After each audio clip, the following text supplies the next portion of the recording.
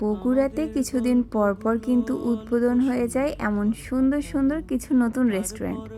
তো এমনই একটা নতুন রেস্টুরেন্টে যাওয়া হয়েছিল। তো সেখানকার খাবার প্লাস পরিবেশ সব কিছু নিয়ে কিন্তু থাকছে আজকের ব্লগ। তো চলো ভিডিওটা শুরু করা যাক। আসসালামু আলাইকুম, হ্যালো এভরিওয়ান, কী অবস্থা সবার? এদিন যাওয়া হয়েছিল লবঙ্গ রেস্টুরেন্টে, আর এটার কিন্তু উদ্বোধন হয়েছে বেশ কয়েকদিন আগে।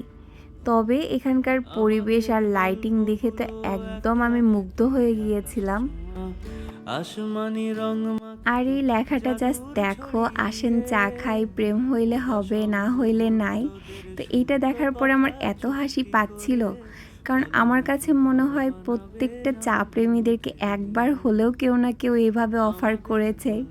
তো যাই হোক, এখানে তোমাদেরকে মেনু কার্ডটা দেখাচ্ছিলাম, কারণ এখানে সব কিছুই কিন্তু একদম স্টুডেন্ট বাজেটেই ছিল।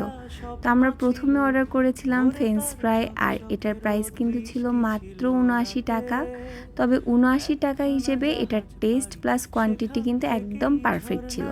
কারণ অন্যান্য জায়গায় দেখবা আলুকে একদম ময়দা বা কর্নফ্লাওয়ার দিয়ে একদম ডিপ কোটিং করে ভেজে ফেলে, বাট এখানে এরকম কিছুই ছিল না, যার কারণে কিন্তু খেতে খুবই মজা লাগছিল। আর এরপরেই অর্ডার করা হয়েছিল বারবিকিউ মিট বক্স, আর এটার প্রাইস কিন্তু ছিল মাত্র ১৩০ টাকা। আর এই মিট বক্সের কোয়ান্টিটিও কিন্তু একজনের জন্য একদম পারফেক্ট ছিল, প্লাস টেস্টও ভালো ছিল, বাট চিকেনের পরিমাণটা একটু কম ছিল। আমার কাছে মনে হয় চিকেনের পরিমাণটা আরেকটু বাড়ালে এটা একদম পারফেক্ট হয়ে যাবে, বাট টেস্ট খুবই খুবই ভালো ছিল। আর এবার আসি নাগা উইংসে। এখানে কিন্তু 5 পিস নাগা উইংস ছিল, আর এটার প্রাইস কিন্তু ছিল মাত্র 200 টাকা। যারা ঝাল খেতে অনেক বেশি পছন্দ করো তাদের জন্য তো এটা একদম পারফেক্ট।